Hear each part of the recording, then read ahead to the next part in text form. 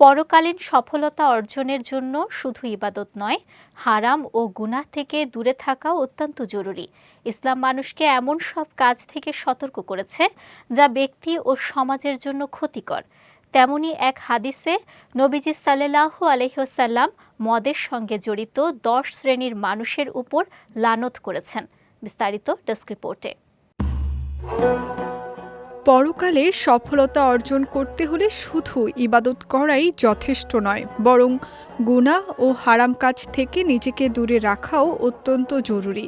কারণ মানুষের প্রতিটি কাজের হিসাব একদিন মহান আল্লাহর কাছে দিতে হবে। দুনিয়ার এই জীবন ক্ষণস্থায়ী, আর আখিরাতের জীবনই চিরস্থায়ী। তাই একজন মুমিনের উচিত আল্লাহর আদেশ মেনে চলা এবং রাসূল সাল্লাল্লাহু আলাইহি ওয়াসাল্লামের দেখানো পথে জীবন পরিচালনা করা।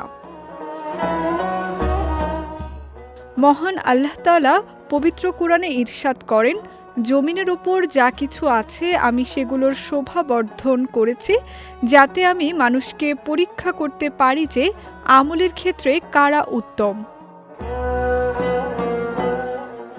অন্য আয়াতে আল্লাহ বলেন, যারা ঈমান এনেছে এবং নেক আমল করেছে তাদের জন্য রয়েছে জান্নাত সমূহ, যার তলদেশ দিয়ে নহর সমূহ প্রবাহিত হবে।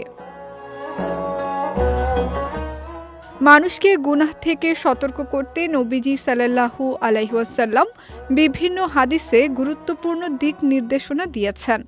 এর মধ্যে একটি হাদিসে তিনি মদের সঙ্গে জড়িত 10 শ্রেণীর মানুষের উপর লানত করেছেন।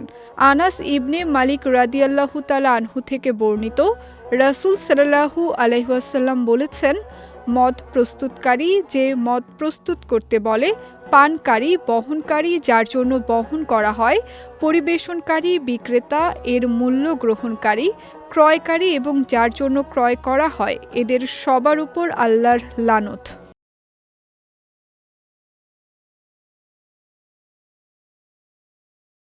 এই হাদিস থেকে স্পষ্ট বোঝা যায়, ইসলাম শুধু মদ পান করাকেই হারাম করেনি, বরং এর সঙ্গে যে কোনোভাবে জড়িত থাকাকেও কঠোরভাবে নিষিদ্ধ করেছে।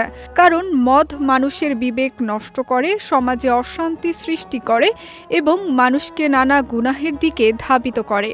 তাই প্রত্যেক মুসলিমের উচিত হারাম থেকে দূরে থাকা, নেক আমলের প্রতি মনোযোগী হওয়া এবং আল্লাহর সন্তুষ্টি অর্জনের জন্য জীবন পরিচালনা করা। বিজয় টিভি নিউজ ডেস্ক।